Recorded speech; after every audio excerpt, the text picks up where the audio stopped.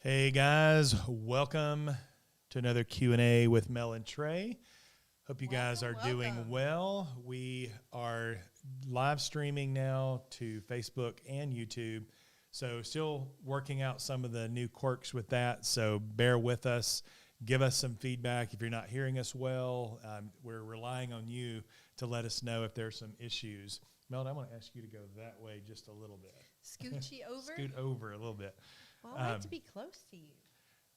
Hope everybody's doing well. Hope everybody had a great Thanksgiving.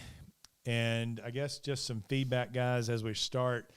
As far as the sound and everything, hopefully coming through okay. Got some few questions. Definitely got time for other questions. So if you've got a question you want to have asked live, you can do that either on Facebook or over on YouTube. So wherever you're happening to listen in, you can get your question sent in. So while we're waiting on folks to come in, we're just a couple of things. Want to make sure that you guys do connect with us on social media. If you haven't already, we'd love to connect with you on Facebook, Undone, Redone, on Instagram, and also Twitter.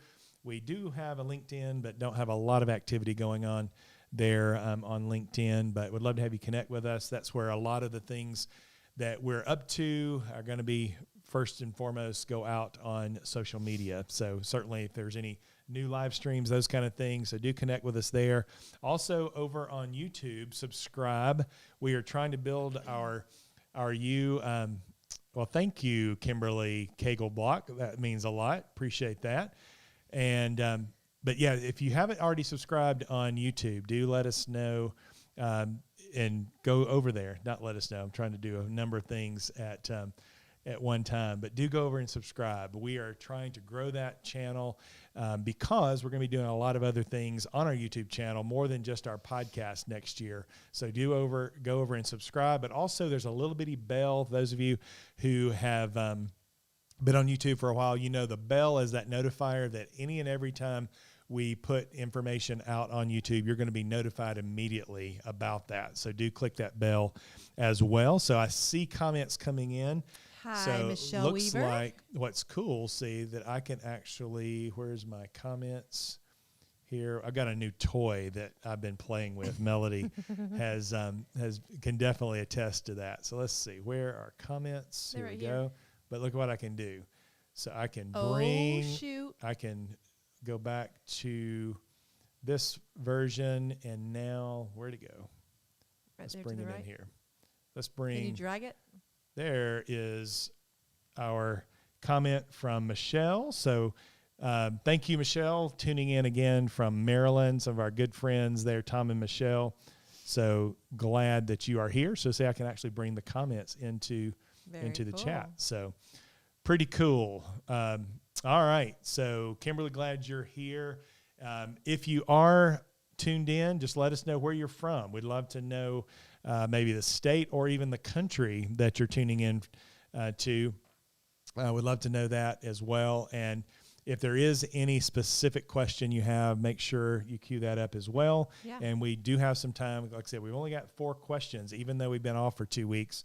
Hope everybody had, a great Thanksgiving, and we certainly missed doing this, but hope you guys enjoyed the time with your family.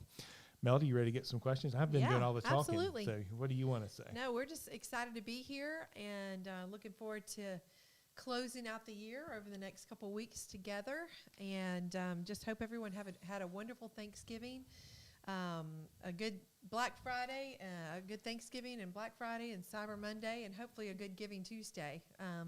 If you're still undecided where you want to give, we'll definitely, as a nonprofit, there's plenty of opportunities for us to, a lot of the free content that we provide out there with the live Q&A as well as the podcast. There's a lot that goes into making all that happen. So, definitely your money will be well used. We will steward it well. Programming, but well stewarded too.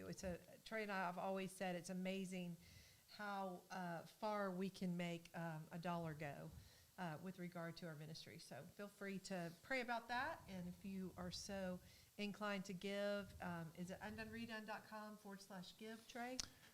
That is right. All right. UndoneRedone.com/give, or our year-end page that I just put together is at UndoneRedone.com/YEC. So Undone Redone year-end campaign, YEC. So UndoneRedone.com/YEC. So, okay. So, hello, On to the Becky. question. Glad that you're here. Also from Virginia. So, we've got Maryland and Virginia.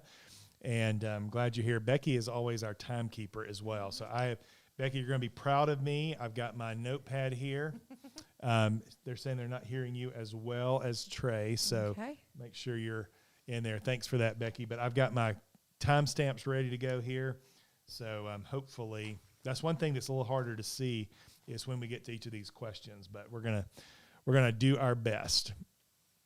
All right, so let's get right to it. So our first question, this was from a few weeks ago that came in right after the last one that we had done. So hopefully the person who is asking this is tuning back in to the replay. My spouse is in the early stages of recovery, and I was wondering if you could speak to the importance of the 90 days of drying out. I've heard varying opinion on that. So you want to start with that, Mel, the 90 days? Or you want me to? Yeah, you jump on in. Yeah, so the thing about 90 days that we've learned from a brain science standpoint, and that is basically that once there has been an acting out, and let's go back even further, when we act out, it is basically a release then of dopamine, serotonin, and oxytocin. Those are the three primary hormones that are released, this chemical cocktail, if you will, and ultimately with sex addiction, that is what the addiction is to. That is the chemical. Like an alcoholic, it's the alcohol. The dopamine, serotonin, and oxytocin is the chemical.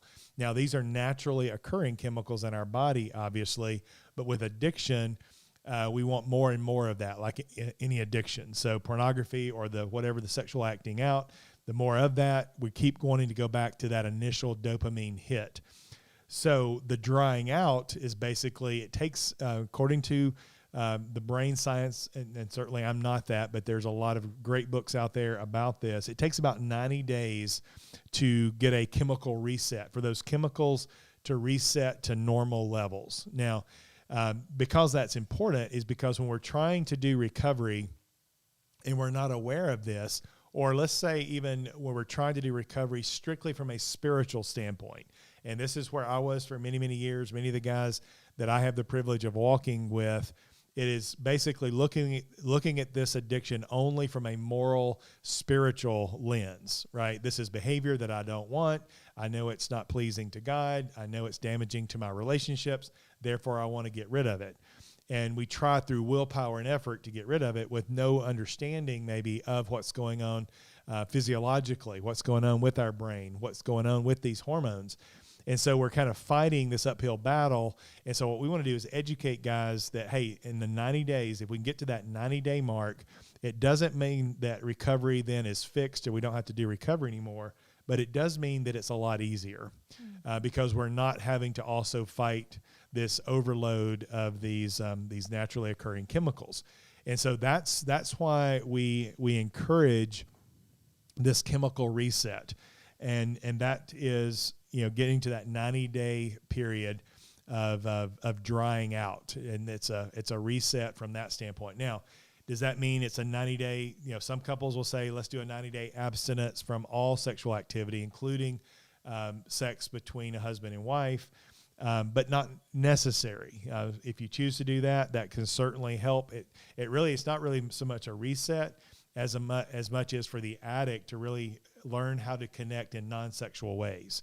It certainly was beneficial for us. We've done 2 at least 90-day abstinences, one before our divorce and one since we've been remarried. And each time, though it's not easy, it certainly takes buy-in from both. But the response and the reward of that is a deeper connection because we were forced to learn how to connect emotionally, which we didn't really know how to do beforehand. We would just have conflict and eventually have sex and assume that we fixed everything. And so doesn't necessarily mean a 90-day abstinence, sexual abstinence with husband and wife, but it does mean an abstinence from all forms of acting out, pornography, massage parlors, affairs, whatever the acting out method was. It does help with that reset. Well, and I was going to just add to that whether or not, my hope would be that if your spouse, because it looks like a wife or a woman sent this question in, that if your spouse is still not open to the idea of this, part of you creating the boundaries and non-negotiables that you need for the relationship to rebuild trust and is definitely something that you can ask for as well. So, this path is not just about you or your husband, it's about both of you. And if I have just found that when women can ask for a 90-day abstinence, it really creates some safety for her to take that off the table and to really focus on the individual healing work that needs to happen from each of the spouse and the struggler. But it also takes the pressure just off the relationship so that they can begin to connect in various ways without the physical sexual piece. So I would just encourage you, if that's something that you want, ask for it, because this is about asking for what you want and having the safety in place so that you can continue to heal. If you want some verbiage on that, we have an abstinence contract and some language around that might help you better. Talk to him about that. And so if you want to email me at Melody, MELODY at undoneredone.com, I'll make sure that I get that abstinence contract to you. Yeah, so I think to the specifics, so we talked about abstinence contract in marriage, but the importance specifically to the question, the importance of the 90 days is to really begin to gain that traction that the addict, because that's a good thing about our brain. These neural pathways are created with our acting out behavior, but the brain also can rewire itself. New neural pathways can be created, which is really pretty phenomenal, and I'm very grateful for that this our brain can rewire itself. And so the 90 days certainly helps with that. One thing about this, though, to note, as we're talking about the brain science, this is what we teach our guys on the last day of Embark as they're coming home. Absolutely, Luis, you can ask a question here, so go ahead and do that. So go ahead and send that in. But at the 30-day mark, the 60-day mark, and the 90-day mark, the addict is going to experience a spike. Now, the reason that's important to know is because if we're blind to that, most slips and relapses happen around this, around the 30, 60, or 90-day mark, because we're not aware. And so what happens is what begins to happen is the body says, are you sure you don't want more dopamine and serotonin? Are you sure, before we kind of rewire, and make a new road or new neural pathway in the brain? We just want to kind of check in with you and make sure that you want, something new here, just checking in. And so that's that spike. And so what we teach our guys is, one, to know when was the last time of acting out. And then from there, go ahead and determine what is the 30-day mark from that date. And then back up maybe about day 24, maybe to day 33, got to get that window. Or certainly as you're going into a week, maybe Monday you're going into work, and if hey, this week, there's probably going to be a spike. Same way going into the 60-day week and also the 90-day, because then we're more on guard. That way we can plug into our community. Hey guys, just want you to know I'm coming up on 30 days. I'm coming up on 60 days. This week I'm going to be at 90 days, and I know from past experience I'm going to have a spike this week. I just want you to know that. Be praying for me. Maybe check in with me. I'm going to be maybe checking in with you, and that just helps us to be really, really smart in our recovery. Because when we're trying to do this blind, which I did for so many years, again, just from a strictly moral or spiritual standpoint, completely oblivious to all this stuff going on in my brain, it's an uphill fight. And many guys have trouble gaining traction because they haven't brought the brain science into this as well. I'm trying to think. There's a book that is right on the tip of my tongue that is really about this, and I am totally blanking. Maybe it'll come back around to me. So, Luis, if you heard us, you can send a question in. So please do that. And anybody else who's got a question would like to send in, the chat go box, ahead right? and just put that in there. I think it looks like you're tuning in via Facebook, so certainly you can do that. All right, second question. Let me get our time here. All right, second question. My husband refuses to get any help or counseling for his porn addiction.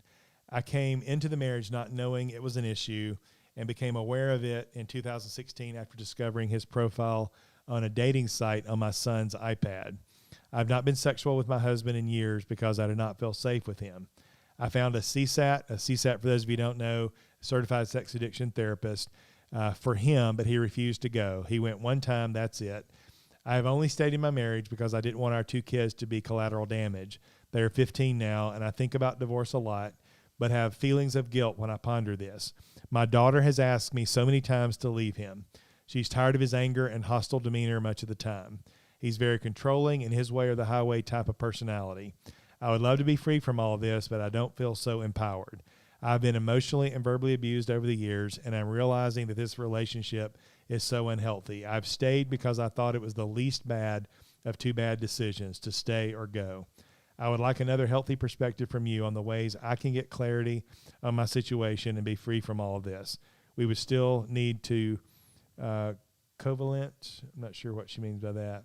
Please, any advice, comments, or suggestions would be so appreciated. Melody, I'll let you start. Yeah, I just want to point out some things actually that you put in this question.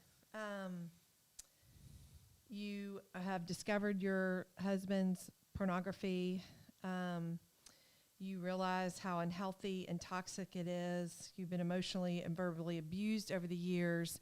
And for some reason, you know it's unhealthy, but you're more concerned about kids being collateral damage. I would love for you to consider what messages are your kids getting when they're seeing their mom lose herself in a relationship that they are more than likely witness to, that is damaging and abusive. It's never going to be, they're never going to be collateral damage when they're seeing somebody choose to be healthy and choose to do something that is healthy. Because again, kids need to see one healthy parent and they will follow that healthy parent. Mm-hmm. And so I'm definitely not suggesting that you divorce, but to stay in a relationship where it doesn't sound like you're getting help yourself, because the damage that's been done to you, both with the pornography and the abuse, whether or not your spouse gets help, you need help for this. And definitely, you know, my Life Beyond Betrayal program can help you move forward with very minimal cost. But your kids need to see you pursuing a bigger, better story of healing and wholeness, as well as modeling this is okay and this is not okay, because they're more than likely going to be choosing mates after what we have modeled for them.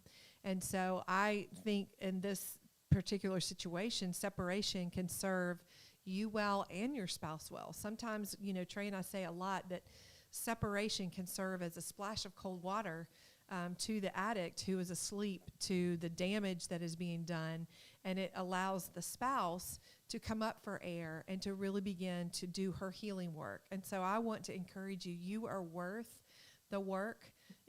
Your kids need to see your courage of stepping into, you know, dad may not be getting help. I mean, you put on here, your daughter is asking you to leave the relationship. So she sees how toxic this is, yet you're staying in it. So what are you communicating to her about self-esteem and identity and value and worthiness and belonging and all those things? Because our kids, again, get those messages from us. And so I would just encourage to consider a separation for a season so you can breathe, so the kids can be with you in a healthier state, because long-term, staying in a relationship with this, they're going to have 2 unhealthy parents instead of a healthy parent in a relationship with them. Yeah, I think that's a good play. You kind of alluded to this, Melody, but maybe a good thing to think about to really get perspective is, would you want for your daughter the kind of relationship that you're currently allowing yourself to be in? Yeah. You know, and what advice would you give your daughter if she came to you and she was giving you all the details describing the current relationship you're in with your husband? You would definitely say get out of there. Get out of there. A great podcast, When to Walk Away by Gary Thomas. He wrote a book called When to Walk Away. We've had him on our podcast to talk about that. And that would be because it sounds like there's some spiritual, theological beliefs that are going into this, that maybe some of the guilt, of feeling like this would be the lesser two evils just to stay in this, because as Melody said, it's not healthy for you, most likely not allowing you to be the best version of yourself, Right. to be the mother that God wants you to be to your children. And again, the addict, I mean, he has no reason to change because it's working for him. That's because it's being allowed. And so, there's really no impetus for him to change, because Right. everybody, it sounds like, is just basically making it possible for him to Right. continue to live that way with no consequences. I've got an article on separation, and really the article is on how separation can move a couple toward reconciliation. And so usually it's a brave person within the marriage that says, I love you enough to not allow this anymore. It's not okay for me. It's not okay for you. It's not okay for us. And it's definitely not okay of what we're modeling for our kids. But if you'll email me, again, melody@undoneredone.com, I'll send you that article, because it just provides perspective. And sometimes it's as simple as, we've got to give ourselves permission to do this, that it's actually loving. Henry Cloud and Townsend talk about boundaries, and boundaries are actually loving.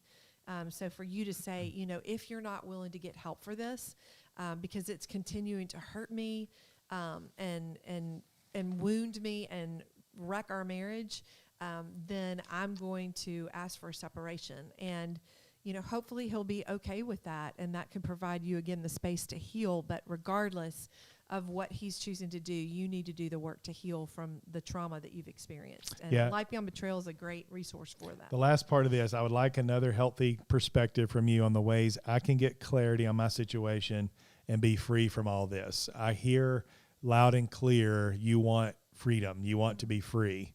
And so I think if you reread what you sent us in this question, you're answering your own question. That I think becomes pretty clear. I also want to add that divorce is not going to be the 100% freedom that you're looking for if you do not do the work to get healed. You will only take that pain, and it might not be activated all the time because you're not in relationship with that person, but you'll only take that into another relationship if you don't do the work to heal. Yeah. And so I really want to encourage you to do the work to heal. And then from that place of healing and wholeness and restoration for yourself personally, you can make a decision on what you need to do for your marriage, whether that's separation or not. Yep. Okay, so let me get another time stamp. A counselor one time said, until the pain is great enough, the behavior never changes. And so sometimes, just like our kids, we would put loving boundaries in for our kids. And so just if you'll think about that related to your marriage as well. Okay, so we got a couple questions coming in from the room. Let's go to those, and then I will we'll go to these. So this question, I'm an addict. My wife filed for divorce and is seeing someone else. I keep spiraling because of this. She follows Melody's plan and would want me to do the program. I'm very lost at this point because I want home. Please advise. We've been separated for a year. I've tried therapy. I feel like I've fought this for my family, but I can't win. And I would just say, first of all, thanks for being here. Thanks for very courageously sharing your question. I hear the pain in your voice, that you've tried a lot of things and you feel like you're going backwards instead of forward. But I think that what you said in that last part there, you fought for your family. What happened in my story, I fought a lot because of the pain that I saw my addiction causing Melody and the kids. But after our divorce, when I had lost them, I was at a crossroads and I had to determine that I was worth recovery. And so until you get to a place where you realize you're worth something different, that God's got a better plan for you than the current acting out behavior, then nothing is going to change, because we would like to think that the pain that we've caused someone else would be motivation enough. But when the pain that we're medicating is to the point in our own lives, in that moment, it's about medicating that pain. And all the logic of what this has done to other people, how it's historically turned out. All that goes out the window, because from the addiction standpoint, once these chemicals start firing, the prefrontal cortex shuts down and we start thinking at an animalistic level. And it's all about, when do I get the next fix? So logic goes out the window. That's why when the prefrontal cortex goes back online after acting out, one of the first things that we think to ourselves, what was I thinking? And literally we weren't thinking, at least not, our full brain was not online. And so it's got to get to a place where you realize that you're worth recovery. I know it's painful, especially if y'all are separated, been separated for a year. She's already seeing someone else, but you've got to go toward your pain, work through that pain, because that's what you're medicating. Yeah. And ultimately, if I can just chime in here, it was Trey continuing to stay on a path of his own personal recovery that I began to experience him differently. And so, there's a big difference in doing recovery to try to stay married, or doing recovery because you know that you're worth recovery regardless of what you've done, and really doing the ongoing work that is transformational work long term. It's not going to meetings for 6 months and say, I've done everything I can. Really, if you're a struggling sex addict, then recovery for you looks like a lifelong journey. Correct, Trey? Yeah. And so she will experience you different. You're not going to have to prove to her. You're not going to have to give her a bunch of mumbo jumbo words. That really your actions are going to be speaking very loud. It could be that you ask to see the kids more. It could be that you, again, you're not telling her all the things that you're doing. She's going to observe you differently when you're actually doing recovery. Maybe you used to react about certain things, and now because of recovery, you can self-soothe and you can self-regulate, and the things that maybe bothered you before don't bother you anymore. Those are just some small examples of really what long-term recovery does for you. And so, and I guess too, I think you said she follows my plan and my program. I would not recommend a woman start dating, anytime soon after a divorce. That technically, she's going to still be rediscovering herself a year or 2 or 3 after a divorce. And so hopefully she is getting the help that she needs. But if she's getting the help that she needs, and you're actually working a plan of recovery, that even though she might be seeing somebody right now, there's definitely hope for reconciliation, right, Trey? Yeah, and I think you've got to base the work that you're doing not on what may or may not happen with the relationship. Because if she starts, let's say that relationship ends and she starts talking to you more, and then you all of a sudden get more motivated in your own recovery, your recovery has got to be motivated because of what you need to be the best version of yourself, not because of some hope you have that maybe reconciliation might take place. Because as soon as then, if the door closes again, then that means then you're right back to the medicine. So good question. Thanks. And we got another one coming in from the room, our friend Brandy. Hello, Brandy. Glad that you have joined us. Her question, how can you heal when every lie feels like the scab is being ripped off again? And if he's trying to build trust, what can he do to show me? Melody, I'm going to let you take that one. I was going to say, Trey, take it away. Well, I can definitely voice. I mean, you did a good job of rebuilding trust, but it wasn't, like I said, some of the rebuilding trust was way before we even started dating. Yeah. So I want to first of all validate that every lie feels like the scab's being ripped off again. That is certainly what we hear often described. And that's why rigorous honesty is so important in this, that there's not a continual setback. Hopefully your husband is walking some path of recovery. Mm-hmm. If he's trying to build trust, you say, what can he do to show me? Still. Yeah, kind of like what Melody just said. I think when he's really stepping into the best version of himself and doing what he needs to be doing, then you're going to see that. You're going to see maybe when he doesn't go to the shame place, because that's the big part of work for an addict. Shame is the fuel. We talked a lot about shame in past Q&A sessions, but shame is the fuel that fuels addiction. It's like the gas on the fire.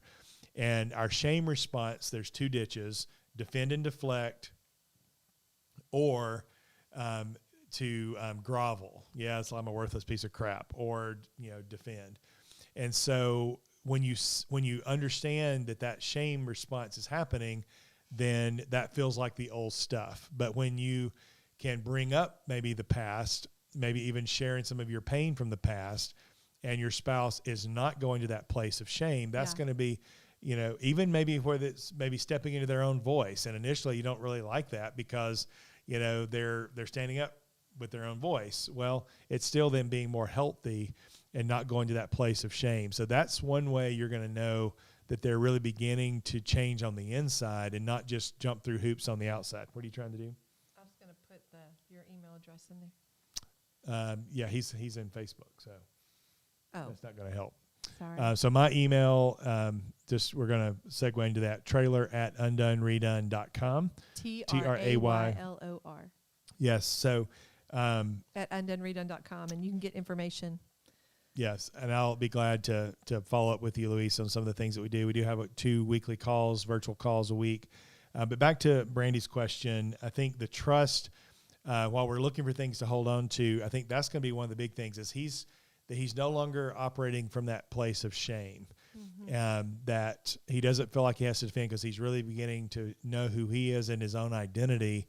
And that way we can now more boldly face the pain of what our past mistakes have caused. Not because it's stirring up more shame, but because it's the reality of what's happened, and we can go and face that without it being a place of shame. Yeah, and I was just going to say too, Brandy, that it's important that you voice every time you are lying or deceiving me. It's basically like I'm reliving this trauma all over again. And so also finding out what you might need.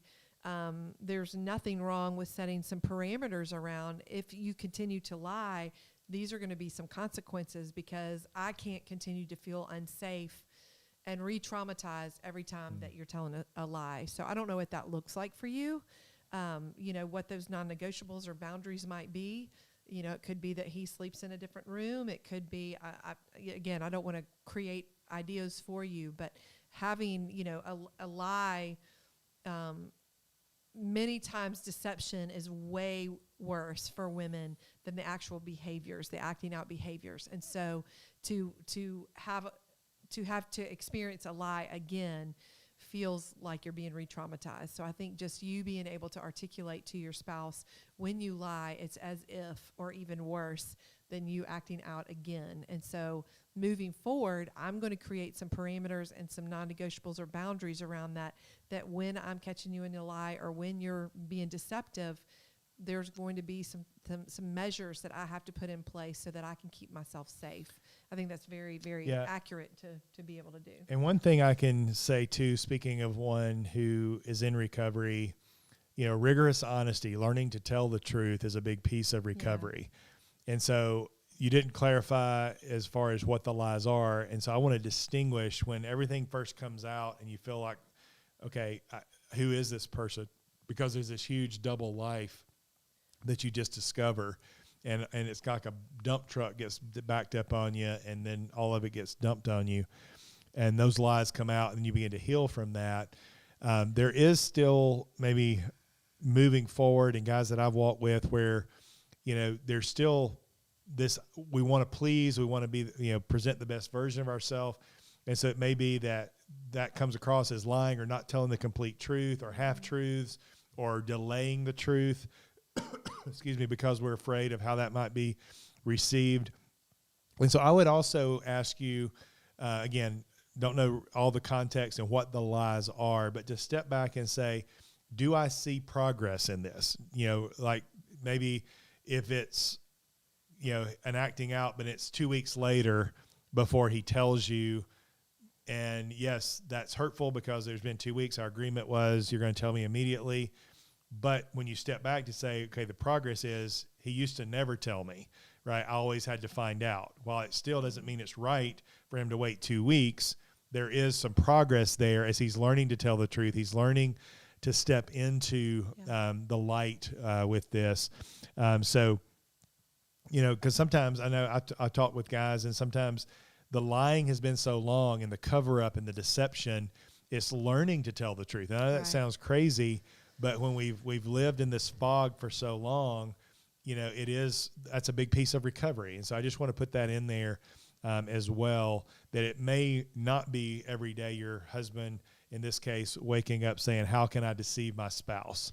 Trey, do you ever do and I'm not trying to put you on the spot here or not, but I love how you said that basically they're learning to tell the truth again when they've been lying and hiding. Do you ever do any exercises of just truth telling? Like, I don't know, when I look into the room next door, it's like, okay, there's wood and there's a leather sofa and that leather sofa is brown and, and the sink has got white, just where they're actually bringing truth to their lives to practice just living in the moment and standing in the truth of things. Do you ever do that? Well, I think it really comes down back to the shame thing. When we not living in shame. When we learn who we are, we don't have to hide or cover up. Because for years, when I didn't know who I was, I was presenting a version of myself that I thought would be the most accepted, the most loved, the most, I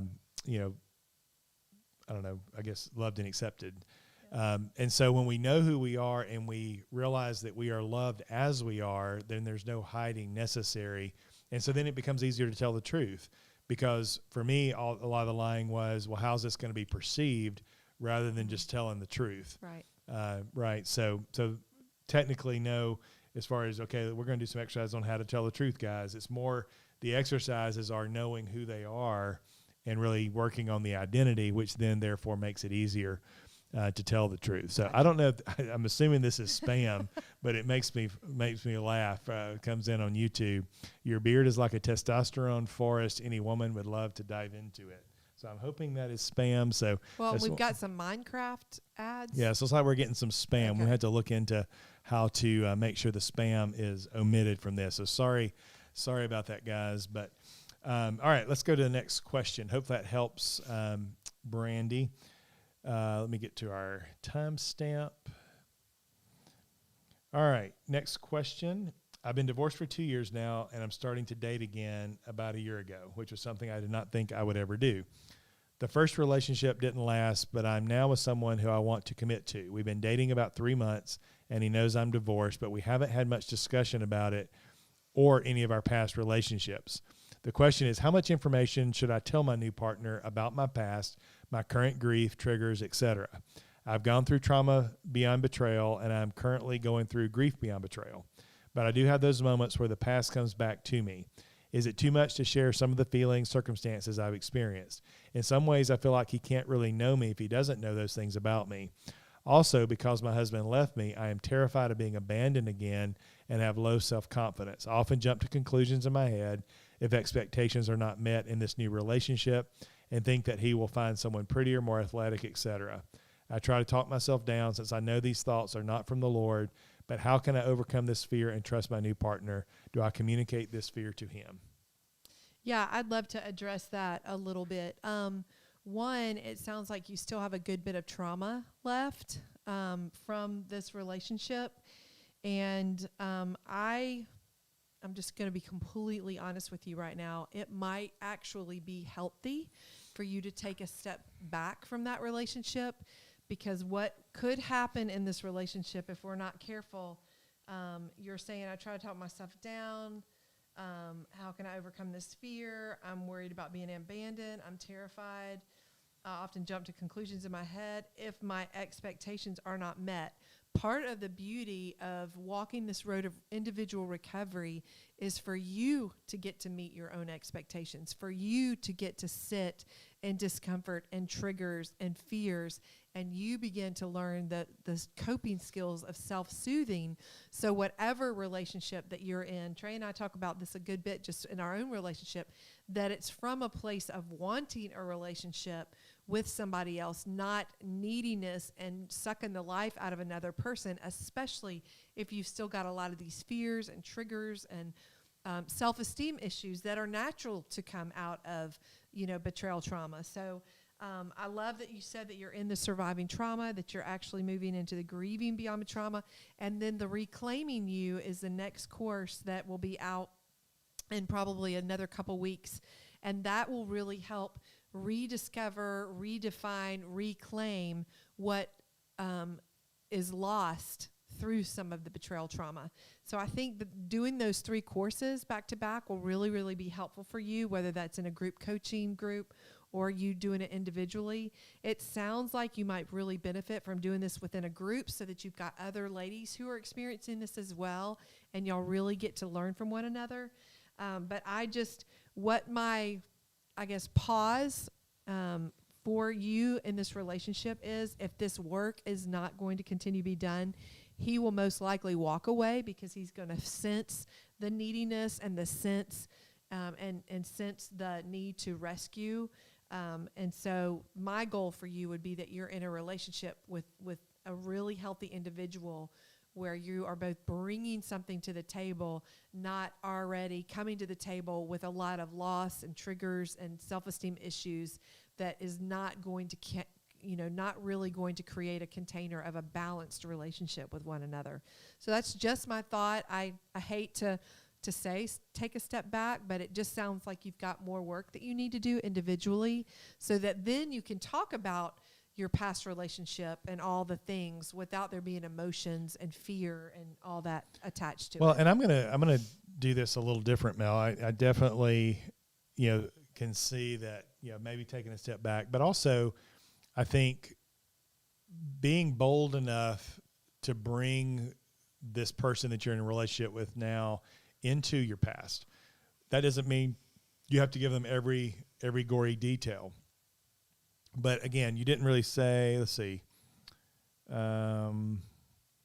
you've decided you do want to commit to this person. So I want to validate the fear of being abandoned. What if I tell them too much and then they decide to leave the relationship? Well, that's kind of gets to what Melody's saying, whether you choose to leave it or if you just share the information and they choose to leave it, right? You're going to be okay regardless. You are going to be okay regardless. And that's the real thing, that you're not defined by whatever relationship you're in, that you're going to be okay having that sense of self, your own identity as a beloved daughter.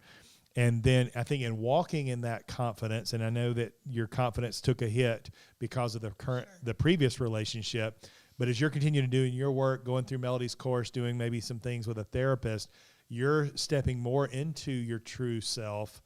And as a result of that, you can bring them in. I think of dating this way. I read an article one time, or I wrote an article about dating wisdom from Shrek. And I think as we date people, we basically... it's like layers. We get to know people, and we can't go to the 100th layer on the first date, right? The relationship doesn't have context yet for those details. But as we get to know someone, then the relationship does have more and more context, more and more trust for those things. Right. And it sounds like if you're at a place where you're ready to commit, you've gotten to a place where now you're ready to share some of those deeper layers of your story that certainly would not have been appropriate on the first month of your dating, or the first 6 months, maybe even. So I think to begin to share, obviously I would assume he knows you're divorced. He knows you had a previous relationship. And I think for both of you, as you're looking possibly to take it to the next level, is as you enter this relationship with eyes wide open, is to have a conversation about what was good about your past relationship, but also what were some of the mistakes? Where were some of the shortcomings? How did maybe your own brokenness show up or get revealed in that relationship? And how maybe did you not handle it well then, but what growth has taken place since then that now has you confident that you're going to handle those things in new and different ways? And so I think certainly for him to understand, because he's probably sensing you responding out of the woundedness from the past relationship. And so it's going to really, for him, make a lot more sense if you do bring him into that, because he's experiencing you probably pulling back at times, or your fear being triggered, and maybe you want to guard yourself. But one thing I'll tell you, and I've heard Melody say this, is to remind yourself is that the man you're dating now is not the man you were married to. And so make sure you're not projecting onto this guy you're currently dating what may or may not have happened in your relationship before. It's easy maybe to get into the all men do this, therefore I'm going to protect myself, because we all want to protect ourselves. We don't want to step toward hurt or toward pain, and we want to minimize that. But relationships are risky. There's no way you can be in relationship and completely be void of pain or the potential for pain, because that's the thing about intimacy. When we're inviting intimacy, there's also the opportunity of being hurt. That's what makes intimacy so special as well. So, and I would keep some of your story close to the vest, because you don't need to share all that vulnerability initially if you've only been dating 3 months, because sometimes, at least some of the ladies that I've worked with, guys who know too much too soon could potentially use that as an opportunity of your vulnerability to take advantage of that. And so I think just wise as to how much, when, all those things. And again, that you can share more from your past from a place of healthiness and not still super triggered and emotionally still very wounded. So yeah, and that's one maybe you want to email Melody at undoneredone.com for some more clarification on some of the nuances of your relationship. But you just want to validate it's scary to get back out there. All right, so next question. Today is my 8-year wedding anniversary, but my husband and I have been separated for the past 5 months due to years of lies, multiple infidelities, and emotional, psychological abuse.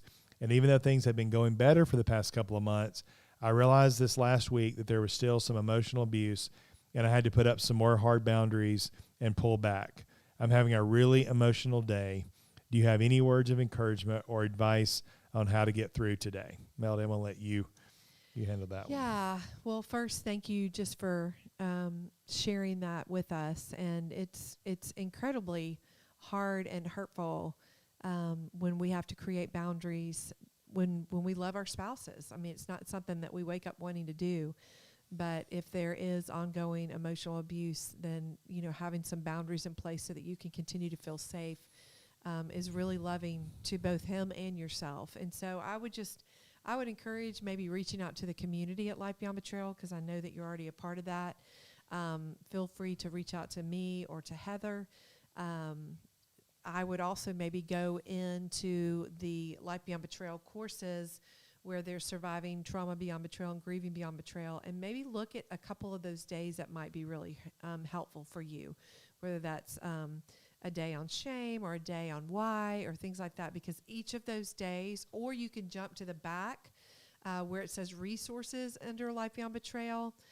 There's a song list that Trey actually uploaded in the back. I think it's a Spotify song list. Mm-hmm. And I've just found that when I play some of that music over and over and over again, reminded me who I am, reminded me that God is good and he's writing my story, that just really helps me when I'm in the middle of a dark chapter. And so I would maybe encourage jumping over to that resource page and maybe just sitting in some of that music. I think that self-care can be really, really helpful too, whether that's taking a bath or a walk around the neighborhood, journaling, how you're feeling about that. Those things can really be helpful so that all that angst and emotional chaos and confusion that's inside can kind of let its way out. Yeah, and I would just add, just validate how painful holidays, anniversaries, birthdays, those special occasions that are meant to be celebrated on the other side of betrayal become so painful because of that contrast. A day that 8th anniversary, you're supposed to be celebrating, and instead it's just a reminder of the pain. And so I just want to validate that. And, so if you are just a side note to anybody maybe who's in relationship with someone, is maybe to reach out to them if they're going through, maybe a special anniversary or birthday, or as we go into the holiday season, it can really, really be even more difficult because there's constant reminders of the loss, and just giving yourself permission to grieve as well. We don't teach that well, I believe, generally in the church at large. Sometimes we can have this idea that, it's just supposed to be happy, happy, joy, joy all the time. And this is anything but a joyful time. Right. There is a whole book of Lamentations, right? The psalmists were very, very honest about their emotions. And so I think just giving yourself permission to grieve this really hard day, to grieve the loss, to look back over the 8 years that maybe feels like it was all a lie. And that's very valid, to have those thoughts and feelings at this point, and just continue to do the work that you're doing, because I also will encourage you with, it won't always be this way. Right? today is where you are, but there is a new day coming, that it's not always going to be everything from this negative lens. Give yourself permission to move through it, but you will move through it as well. We certainly never dreamed that we would be able to have a great Thanksgiving like we had last week. Looking forward to a good Christmas, and does that mean anything has changed from our past? No, we've got 2 anniversaries now because of our past. We've got 2 past wedding dates, and but God is redeeming your story, and that's what I want you to hear loud and clear. And he also sees you where you are and wants to meet you in your pain as well. He's not expecting you to just deal with it, suck it up, stuff it down, any of that, but he wants to meet you in it. And so thank you for sharing that. Certainly we'll be praying for you to get through this day, and the others maybe who be tuning in, that maybe it's a special day, maybe it's a birthday, maybe it's just as you have come through the Thanksgiving season, or you're looking to the Christmas season and just really maybe have a lot of dread because really the message is this is not the way it's supposed to be, and it's not. The brokenness that these indiscretions and these situations bring, it's not supposed to be this way. But the good news of the gospel is that God is offering hope when it's not supposed to be this way. None of our stories have caught him off guard. He is good, and he's writing a good story. I just want to encourage you with that. That's right. So, guys, thanks for tuning in. We have been at this almost an hour today. Thanks for tuning in. For those of you who are watching the replay, we're glad that you've joined us as well. We try to do this every Wednesday at 2 p.m. Central Standard Time. So if you've got some folks in your life that would benefit from this type of Q&A, or maybe would benefit just from our catalog of videos there on our YouTube channel at Undone, Redone, do please share this information with them. Pass it along to them. Maybe they can tune in next time. You can also, I think I've got a graphic here. If you want to go to undoneredone.com/ask, you can register there, and then you're going to be reminded when we do these every week as well, so you won't miss one of our Q&As. But guys, thanks for tuning in. We love you guys, and look forward to seeing you next week. Bye. And where do I hit stop? There it is.